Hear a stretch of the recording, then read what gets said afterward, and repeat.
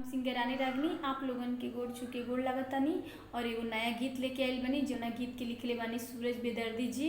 अगर आप लोग के अच्छा लगी तो लाइक शेयर करब और कमेंट में देख के जरूर बताएं कि कैसन लागल है वीडियो।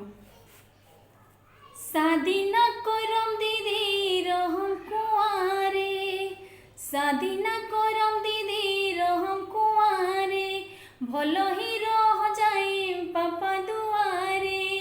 शादी न करम दीदी रहम कुआरे, भलो